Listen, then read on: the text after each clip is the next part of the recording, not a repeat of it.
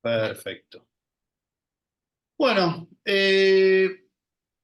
dos cosas para la clase de hoy. La primera, recomendación, ver la charla que tuve con Mario Resmanfara el otro día. Creo que es una charla que completa bastante bien lo que estuvimos viendo sobre los pliegos. Me parece que es buen complemento, porque está la opinión de Mario, que siempre está bueno escuchar. Y además andaba locuaz y con ganas de contar un poco su experiencia de vida, cosa que está muy bueno.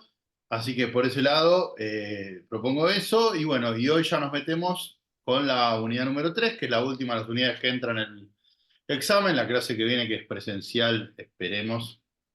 Charlamos ya un poco más de la modalidad del examen y eso. Así que bueno, eh, acá estamos para empezar la unidad número 3. Bien, la unidad número 3 tiene que ver puntualmente con el procedimiento de selección del contratista, es decir, por qué elegimos una forma de elegir un contratista por sobre otra. Es decir, por qué nosotros agarramos y decidimos elegir a quién contratar de determinada manera o por qué no podemos elegir. Bueno, lo primero que tenemos que decir respecto de esto es que si no tenemos una explicación adecuada por la cual elegir un camino de excepción, es decir, si nosotros no tenemos un camino de excepción explicado y justificado, tenemos que ir por el camino regla. Por lo tanto, tenemos que ir por el camino que establece, vamos a suponer que acá tenemos un pizarrón, que es el grupo de chat. Yo sé que ahora hay una pizarra en sí, pero si pongo la pizarra en sí, eh, es mucho, me parece. Lo primero que tenemos que ver es el artículo 24 del decreto 1023 del 0. ¿Ahí les llegó? ¿Les llegó a ustedes el chat? ¿Ahí puse eso? ¿En el chat ese? ¿A usted le llegó? Sí, perfecto. Gracias. Entonces, lo que dice ese artículo 24 que paso a leer es: la selección del co-contratante para la ejecución de los contratos contemplados en el artículo cuarto de este régimen se hará por regla general mediante licitación pública o concurso público según corresponda. Bien, hasta ahí llegamos. Entonces, la primera respuesta que tenemos es que la regla es o la licitación pública o el concurso público, ¿no? Esa sería la regla doble, digamos. Cualquiera de las dos es regla. Entonces, seguimos leyendo ese artículo 24 y dice, bueno, selección mediante subasta, licitación, concurso privado, contratación directa, solo será procedente en la medida en que se justifique, no lo dice exactamente con estas palabras. La contratación podrá realizarse con modalidades conforme a su naturaleza. Las modalidades ya las vimos la clase pasada, para los que no se acuerdan, eso de contratación consolidada, orden de compra abierta, etcétera, etcétera. Y en todos los casos debe hacerse por acto administrativo. Bien.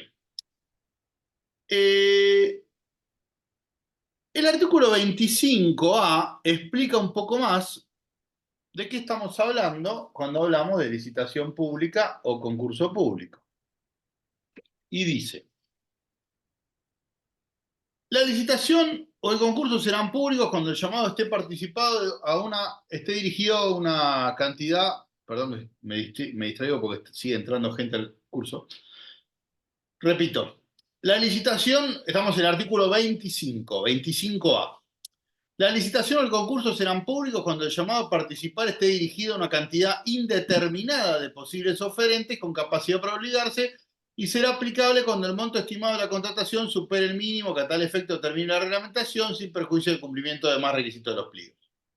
Entonces, lo más importante para empezar es que este tipo de procedimientos tiene una indeterminada invitación, es decir, uno debería decir que está invitando a todo aquel que quisiera participar. Esto en realidad con los registros es un poco más acotado, porque si bien nosotros publicamos en el sitio web y eso la invitación, hay un refuerzo o una invitación más importante vía mensajería del registro a aquellos que están inscritos ya. Pero lo cierto es que todo aquel o toda aquella que quiera participar en una licitación o concurso tiene las puertas abiertas y que en la medida en lo posible, lo bueno es que todo el mundo se entere que está esta licitación o este concurso abierto. Bien, es decir, la idea es justamente que no haya límites en las invitaciones. Esto hoy por hoy se ha desdibujado un poco el límite entre este tipo de contrataciones y otras, porque antes, en la era analógica, si no te llegaba el fax o el mail, no te enterabas o te costaba mucho más enterarte.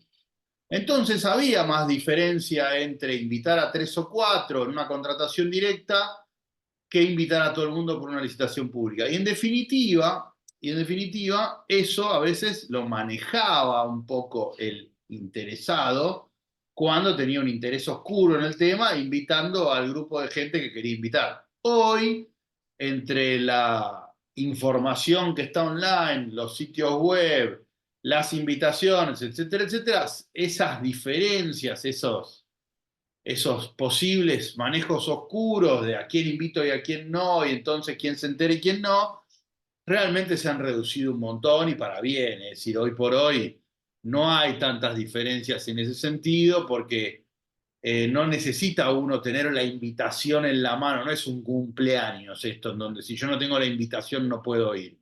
Es decir, si yo me entero que hay una licitación, por más de que yo por alguna razón haya cambiado el mail y no me enteré o lo que sea, y no tengo la invitación concreta, no cambia en nada. Voy, me presento, hago la oferta y listo. Previamente tiene que estar registrado el oferente, me pone Facu Cafú, que no sé si el apellido es del 4 brasilero o es un apodo, pero básicamente Facu, para ser invitado, no. Vos tenés que estar inscrito en el registro para firmar el contrato administrativo cuando ya ganaste.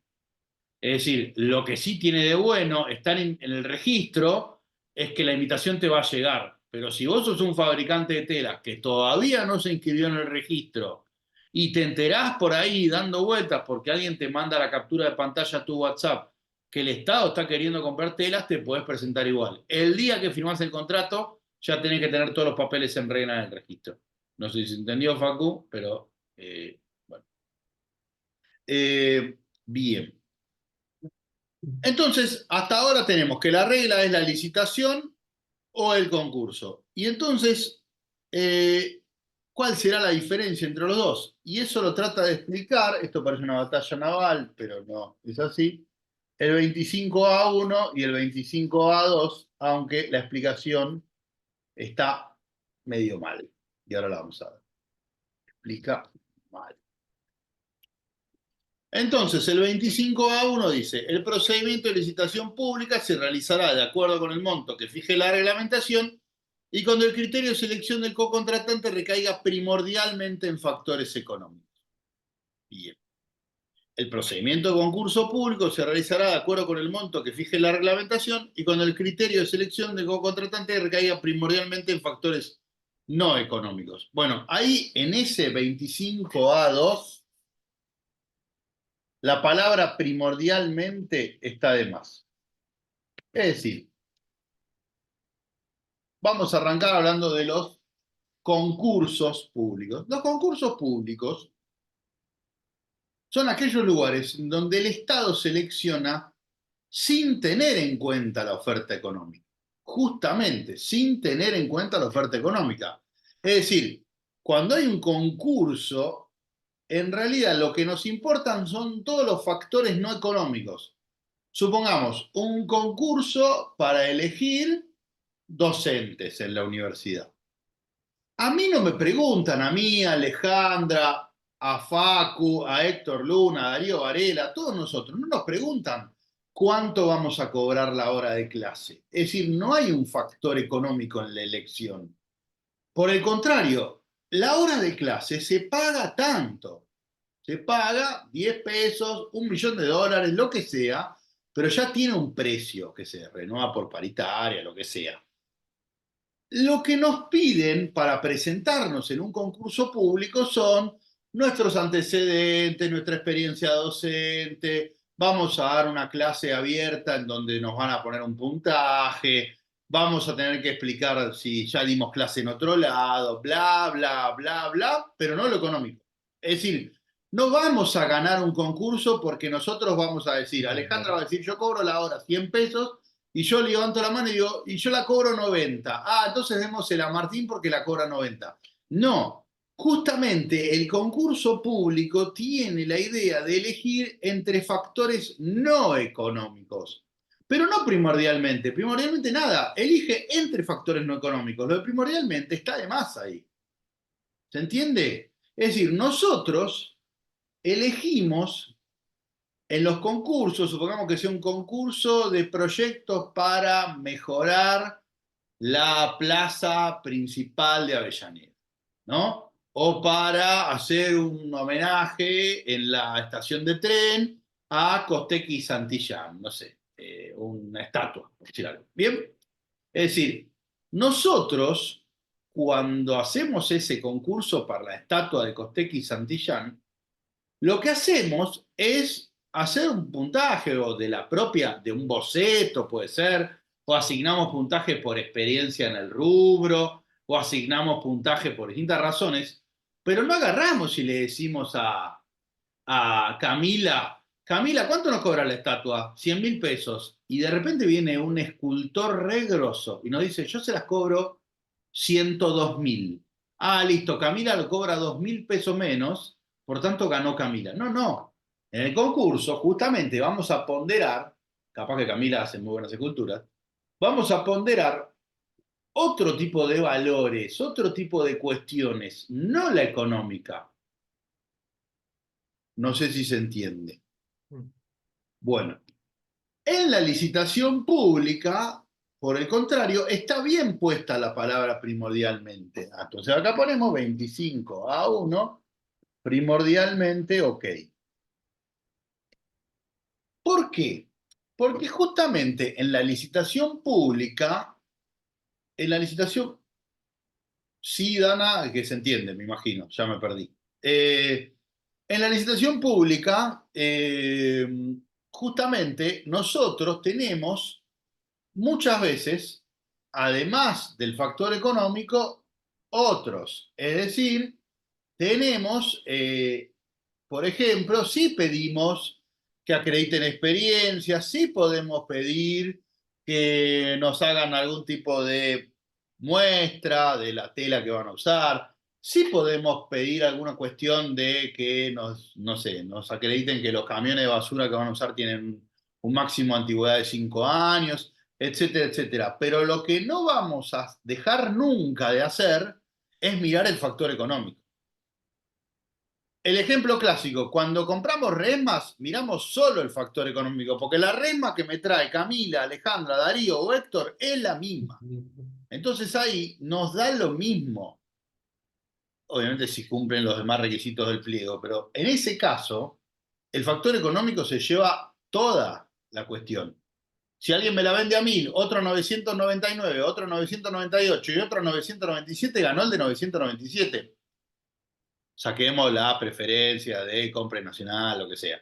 Si fuera así, una licitación pura y dura, gana el más barato y punto. Es decir, ahí, más que primordialmente, podríamos decir casi exclusivamente miramos el factor económico, aunque miramos factores no económicos para evaluar si el oferente tiene deudas con AFIP, etcétera, si está sancionado, es decir, está bien puesta la prueba primordialmente, porque es primordialmente justamente. En otros casos, supongamos en un servicio más complejo, como puede ser no sé, limpieza de un quirófano, un caso clásico que damos acá, claramente no me va a alcanzar con la oferta económica. Voy a preguntar si tienen experiencia, qué materiales usan para limpiar, cómo descartan los residuos, bla, bla, bla, bla. Pero el factor económico va a pesar mucho también. Por eso, cuando nosotros le ponemos el nombre de licitación pública, si bien de acuerdo a la licitación en un bien estandarizado el factor económico es prácticamente lo único, que en la medida en que complejizamos el servicio se va volviendo una combinación entre factor económico y factores no económicos, el factor económico siempre va a tener un rol primordial. Entonces, concluyendo, la regla en materia de selección del contratista es la licitación pública o el concurso público, cualquiera de las dos.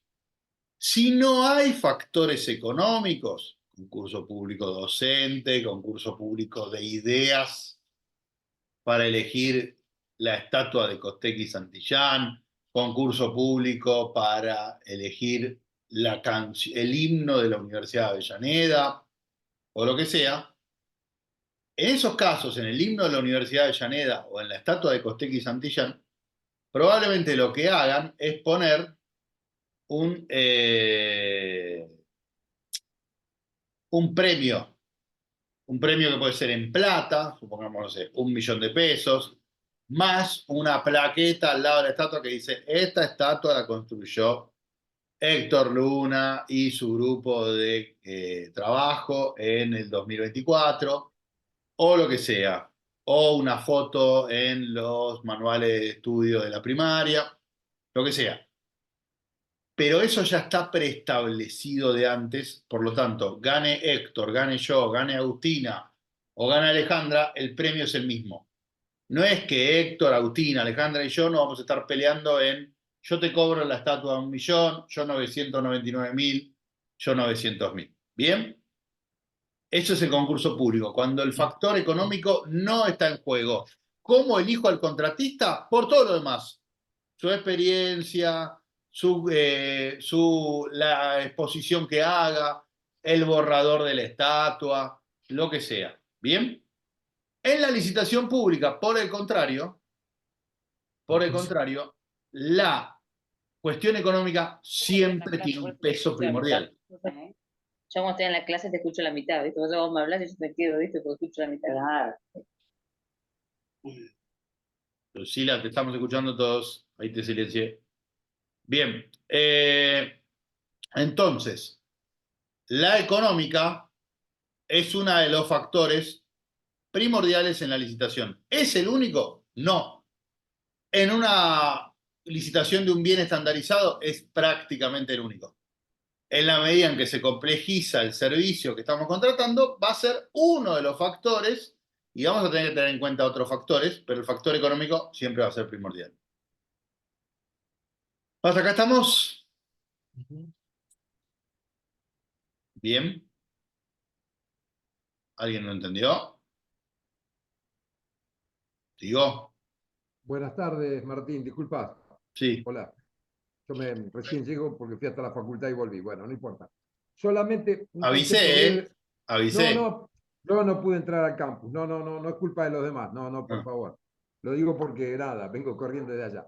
A ver, entonces la diferencia entre, o sea, el concurso público, sí. básicamente el contratista se elige por cualidades, características y después por el tema económico. No. En el Al concurso revés. público no hay factor económico. En un concurso Bien. público, a vos y a mí nos hacen concursar por un cargo docente y nos empiezan a preguntar, ¿diste clase? ¿Sí o no? Bueno, si diste clase más de 5 años, te pongo 10 puntos. Y al otro le pongo 5 puntos. Después, ¿cuántos artículos publicaste en una revista? 4. Vos, 2. Listo. Entonces, a vos te doy 4 puntos y a vos 2 puntos. Así. Ahora, ahora, eh, cuando está la cuestión económica en el concurso no está. ¿Por qué? Porque la clase, acceder al cargo de JTP, nos pagan lo mismo. A vos, a mí, a Gladys, a Darío, al que gane. Es decir, no hay una cuestión económica. No es que vos vas a decir, yo te doy la clase por 10 pesos y yo digo, yo la doy por 9,90, por lo tanto gané yo. Es decir, en el concurso público no están en juego las cuestiones económicas. La cuestión económica ya está tasada, ya está tarifada. Vos ahí ya tenés una decisión concreta de cuánto le vas a pagar como premio o cuánto le vas a pagar como cargo docente o etcétera, pero no es que vos y yo vamos a pelearnos diciendo, él te cobra 1.000.000, yo te cobro 900.000. ¿Bien? Es decir, que lo que está mal en la descripción de concurso público es que dice el concurso público recae primordialmente sobre factores no económicos. No, primordialmente no, recae sobre factores no económicos. Bien. Los factores económicos en concurso público no juegan. No es que digamos, en un concurso público para ser juez, no es que nos van preguntando a todos cuánto le vas a cobrar al Estado para ser juez. El cargo de juez tiene un sueldo determinado y Listo, listo, nosotros, Martín. ¿listo? Bien, en la licitación Por mí, pública, el factor económico es primordial. Si la licitación pública es de un bien estandarizado, es casi lo único que miramos. Si la licitación pública es de un bien más complejo, se vuelve más complejo esto. Podemos hacer un sistema de puntajes, podemos exigir sí, ciertas cuestiones, etcétera, etcétera. ¿Bien? ¿Estamos? Bien. perfecto. Yo me enganché tarde y no había asociado lo que era realmente Está bien. el Igual concurso público. para vos o para Gabriel Oliver, que no va a venir porque también fue a la facultad, o quienes sean, esta clase la estamos grabando para que justamente la tenga todo el mundo. ¿Bien? Gracias, Eh, gracias. bueno. Eh, bien. El, Entonces, la regla, según el artículo 24, es la licitación pública o el concurso público. Hay una tercera especie de regla que no aparece ahí, que es cuando el Estado necesita vender bienes. Cuando el Estado necesita vender bienes. Y cuando el Estado necesita vender bienes, en general, lo que ocurre es que lo hace por el procedimiento de subasta pública. ¿Bien? Es decir, si el Estado tiene un terreno que, por ejemplo, lo consiguió en un juicio de deuda de impuestos, entonces le remató el terreno a alguien, entonces tiene ese terreno, pero en ese terreno no puede instalar ni una escuela, ni un nada. O sea, la verdad que no le sirve para, con ese terreno, satisfacer el bien público, entonces le parece que lo mejor que puede hacer es venderlo, cobrar la plata y con esa plata hacer otra cosa. Bueno, en este caso, el Estado como regla utiliza la subasta pública. Cuando nosotros nos metemos en la reglamentación del artículo 24, 25, etcétera, la subasta pública la teníamos en el artículo 25b del 1023, ¿no? Entonces, cuando nosotros miramos eso y vamos al 25b, nos encontramos, si ustedes agarraron y imprimieron o bajaron en la compu el texto actualizado, se fijan ahí y dice, inciso derogado por el artículo 148 del decreto 27 de 2018. Derogado por el artículo, me quedan 10 minutos, hacemos subasta pública y paramos un ratito y después seguimos. Derogado por el artículo 14 de la ley 27446 y después dice, no se revive el texto anterior a la derogación, puesto para revivir una disposición abrogada o derogada es necesario especificar expresamente esa intención. Entonces, ¿qué significa eso? ¿Que no hay subasta pública en Argentina? La verdad que sí, que la subasta pública, a pesar de que cuando uno mira el 25b y ve un cartel que dice que eso está derogado, la verdad que existe. Entonces, cuando uno empieza a mirar un poco, ¿no? Mira así el texto, encuentra que el artículo 24, ¿no? Hablaba de la subasta pública. Y volvemos al 24. El 24 decía que la regla es la licitación pública o el concurso público. Y en el párrafo 2 decía, la selección del contratante mediante subasta pública, licitación o concurso privado o contratación directa solo será precedente en los casos previstos en los incisos B, C y D del artículo 25. Por tanto, pareciera como que tenía interés en que exista. Entonces vamos a ver qué dice ese artículo derogado, ¿no? Entonces cuando uno va al artículo 148, del decreto 27 del 18, encuentra la siguiente redacción. Dice, sustituyes el texto del inciso B del artículo 25 del 1023 por el siguiente. Subasta pública. La subasta pública será aplicable cuando el llamado a participar esté dirigido a una cantidad indeterminada de posibles oferentes con capacidad para obligarse y se busca obtener mediante un acto público, presencial o electrónico en el que se invitará a los mejores postores a una puja de precios, la adjudicación de la contratación al mejor postor. Este procedimiento será aplicado preferentemente al de contratación directa previsto por el apartado 2 del inciso del artículo.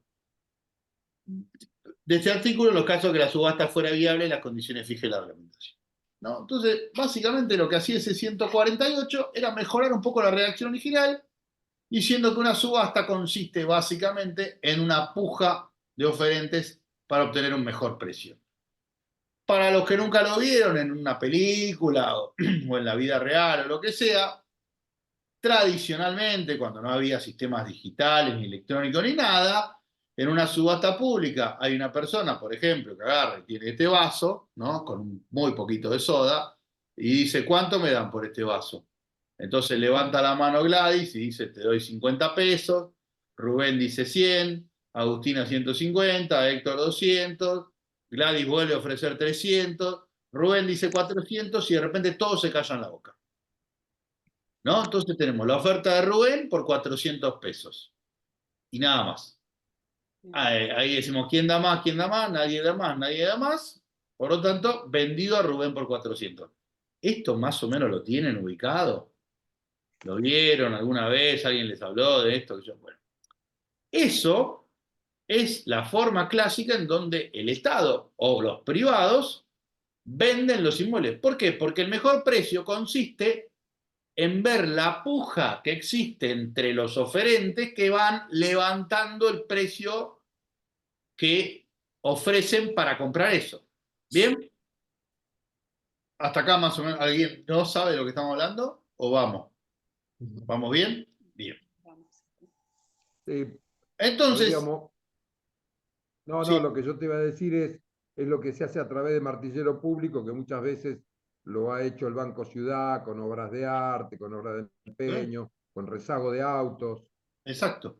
Sí, sí, eso a nivel ciudad y a veces se lo contrata el Banco Ciudad también para nivel nacional, pero básicamente lo importante es, el Estado se quiere desprender de 1, 2, 3, a veces puede ser 100 sillas también, ¿eh?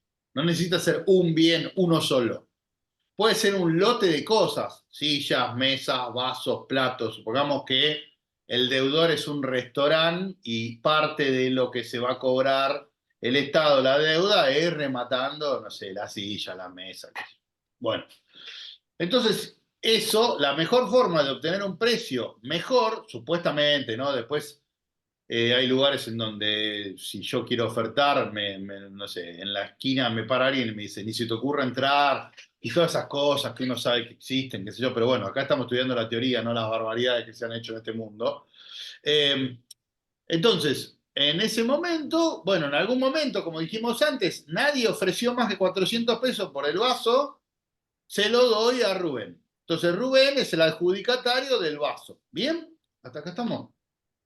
¿Puedo hacer una consulta? Sí. Porque no sé si en algún momento me perdí o algo, pero o sea, o no me quedó claro si hay que cumplir algún requisito o cuál es la forma para llegar a participar de la subasta. Es igual que para participar en una licitación, con algunos pequeños detalles que en realidad el sistema para comprar viene, para el sistema para donde el Estado compra se llama comprar, y el sistema donde el Estado subasta se llama subastar, o sea, subast.ar, y en este caso compr.ar. Básicamente tenés que estar inscrito, tenés que poder aportar parte de lo que ofertaste en ese momento. Tiene algunos procedimientos que no los vamos a ver ahora, pero no es muy diferente a otros. Es decir, tenés que estar inscrito, tenés que estar al día, tenés que satisfacer esa oferta mediante una garantía. Es parecido, digamos, ¿no? En este momento del curso no viene tanto al caso hacer una diferencia entre un procedimiento y otro, sino que ustedes entiendan que la forma donde el Estado vende y los particulares compran, que es la excepción, digamos, respecto a lo que venimos viendo, que el Estado siempre es el que compra o contrata y el particular el que vende u ofrece el servicio, es por una subasta pública. Ahora, entonces, y veo que me quedan 3 minutos, no sé si llego, pero creo que sí. La regla para vender del Estado es la subasta pública. Es la tercera regla y ni, porque no está en el artículo 24, pero lo cierto es que cada vez que el Estado quiere vender, la mejor forma de hacerlo es por subasta pública. Ahora, el artículo 25b fue reemplazado por un decreto y está derogado. Por lo tanto, el artículo madre del decreto donde se hablaba de subasta pública está derogado. ¿Significa eso que se han muerto las subastas públicas? De ninguna manera. De hecho, hasta hay un sistemita, como dije antes, se llama SubastAR, así, como lo puse ahí. Ahí Laura me hizo una pregunta que más o menos es la misma que hizo Jessica, así que la doy por contestada. SubastAR, en donde uno se inscribe para participar de esas subastas con los procedimientos que están ahí.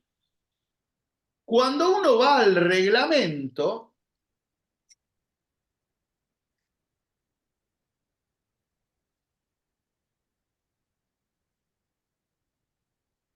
el artículo de subasta pública está vigente, que es el 11. Por lo tanto, en ese sentido, derogaron el artículo del 1023, pero se olvidaron de derogar el artículo 11 del 1030.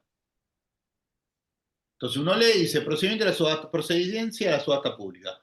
La subasta pública será procedente cualquiera fuera el monto estimado del contrato y podrá ser aplicada en los siguientes casos.